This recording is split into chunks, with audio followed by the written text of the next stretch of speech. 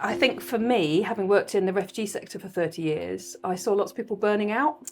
And I know for Trauma Foundation, about 10 years ago, they recognised that working with refugees and asylum seekers, trafficked people, wasn't enough. It was actually those who were supporting them that also needed that support. And supervision is that space. I think you're absolutely right. And it's really interesting coming more recently into the sector, seeing people across lots of different sectors. So I'm thinking we see people in the NHS, we see people working in local authorities, different charities. The risk of vicarious trauma and burnout, I think, is still very much there, isn't it? And people really seem to welcome that space to be nourished in the work, to reflect on the work, to think about the impact of the work on them as people. Feels really important. It really does, doesn't it? And what we're noticing, I think we're getting more and more requests each month from different sectors, areas that maybe have never had supervision, but are recognising that for mental well-being, for being trauma-informed, that supervision's vital. And if they have any contact with refugees, asylum seekers, people who've been displaced in some way, or even just trauma in general, we're a really good organisation to come to because of our specialism. And we're really unique in the sector for that, aren't we? Yes. There's no one else in the refugee sector that's doing that, that has the knowledge of the clients on the ground and then how it impacts people. It stops long-term sickness, it keeps staff retention.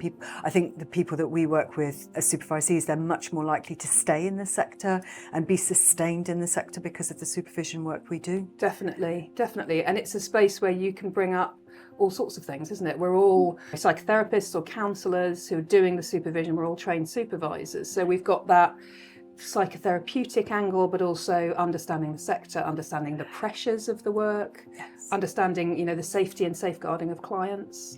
They're all really key, aren't they? Yeah, absolutely. And I guess one of the things is that if staff are supported, they're much more able to support the clients as well, that they're actually, the quality of their work will be better and maintained. That's right, yeah. And we do it through one-to-one, we do groups, and people seem to vary in how often they want to have supervision, don't they? Some people it's monthly, some people it's 6 weekly, some people it really varies, it's a check-in every so often.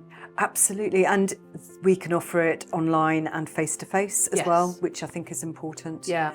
And important as well that it's vital for frontline workers, but I think we've really been noticing how important it is for people in management roles as well, and CEOs too. Definitely. And volunteers. Yeah, absolutely.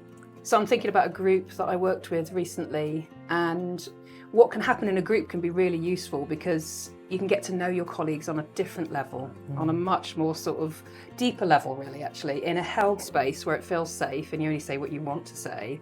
But I really noticed the connections changed through that group, and that makes the work better, it makes the service for clients better. It really has a massive impact, doesn't it, having that group dynamic? I think you're absolutely right. It can really enrich the conversations, can't it, that a team can have.